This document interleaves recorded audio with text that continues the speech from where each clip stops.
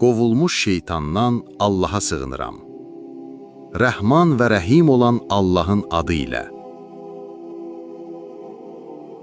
Allaha və axirət gününə iman gətirən elə bir cəmaat tapa bilməzsən ki, onlar Allaha və onun elçisinə düşmən olanlarla öz ataları, oğulları, qardaşları, qohum-əqrəbaları olsalar belə dostluq etsinlər.